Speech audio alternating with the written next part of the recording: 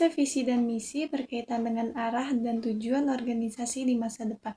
Visi adalah gambaran jangka panjang tentang kondisi ideal yang ingin dicapai. Ia memberikan arah dan inspirasi bagi individu atau organisasi menciptakan semangat untuk terus menuju. Visi biasanya bersifat ambisius dan menjadi panduan utama dalam merancang langkah strategi. Sementara itu, visi menjelaskan tujuan utama dan peran inti organisasi. Visi menggambarkan apa yang dilakukan organisasi setiap hari untuk mewujudkan visi tersebut, sekaligus menjadi dasar pengambilan keputusan dan pelaksanaan kegiatan.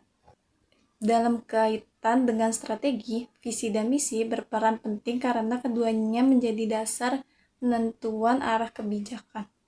Mereka membantu organisasi menentukan prioritas dan tetap fokus tujuan jangka panjang, sambil menjaga keselarasan dengan nilai-nilai yang Yang pertama ada manfaat visi, yaitu ada komitmen dan semangat kerja karyawan. Nah, jadi karyawan ini lebih mudah termotivasi karena mereka tahu arah perusahaan dan peran mereka. Yang kedua, rasa kebertujuan. Semua orang di perusahaan ini jadi punya arah yang jelas, jadi nggak kerja asal-asalan. Yang ketiga ada standar kerja yang prima.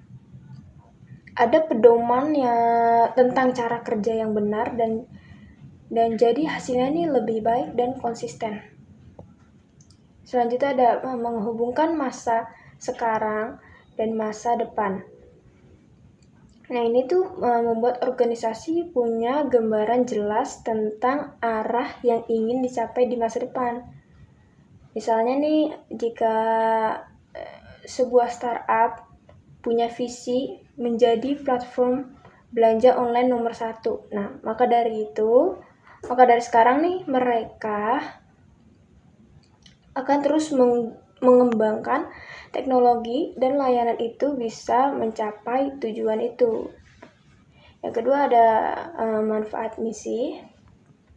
Yang pertama ada menjelaskan fokus dan identitas organisasi. Menjelaskan fokus ini berarti menunjukkan tujuan utamanya. Jadi orang tahu nih apa yang dikerjakan, apa yang akan dikerjakan. Nah, kalau menjelaskan identitas itu berarti menggambarkan apa nilainya dan apa yang membuat beda dari yang lain. Selanjutnya ada memberikan panduan dalam pengambilan keputusan. Nah, misi itu jadi pegangan nih. Kalau ada keputusan yang harus diambil, tinggal lihat lagi nih misinya supaya tetap sesuai dengan tujuan utamanya gitu. Selanjutnya, mengukur kesuksesan. Nah, ini tuh membantu mengecek apakah suatu bisnis ini masih berada di luar jalur, di jalur yang benar atau emang di luar jalur, jadi emang berkembangnya sesuai tujuan awalnya. Selanjutnya mendorong konsistensi dan keselarasan. Dengan adanya misi, semuanya anggota ini bisa bekerja dengan arah yang sama, sehingga gak ada yang bertindak sendiri atau keluar jalur. Selanjutnya ada karakteristik visi yang efektif. Yang pertama ada imaginable. Sebuah tujuan yang harus bisa dibayangkan dengan jelas. Kalau terlalu abstrak atau membingungkan kan akan sulit untuk dipahami, kan? Nah, yang kedua ada desirable. Harus punya daya tarik yang kuat nih. Kalau nggak menarik atau sulit untuk membuat orang termotivasi. Yang ketiga ada feasible. Bukan sekedar mimpi, tapi emang memungkinkan untuk diwujudkan dengan sumber daya yang ada. Jadi nggak cuma mimpi doang. Yang keempat ada fokus, nggak melebar ke banyak yang tidak relevan. Harus punya tujuan yang jelas supaya usaha yang dilakukan ini efektif. Yang kelima, fleksibel.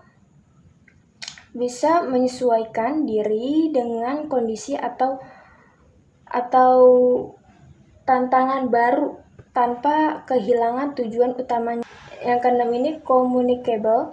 Visi ini harus gampang dipahami dan disampaikan. Visi ini harus gampang dipahami dan disampaikan ke orang. Jadi harus gampang disampaikan ke orang lain.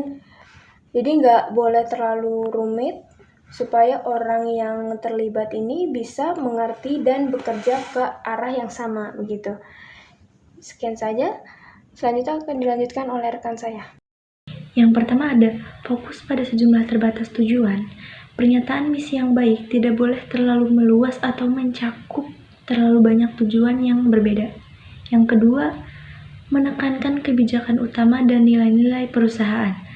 Pernyataan misi yang baik harus mencerminkan kebijakan utama yang akan membimbing tindakan dan pengambilan keputusan perusahaan. Yang ketiga, penekanan pada lingkup persaingan yang berbeda.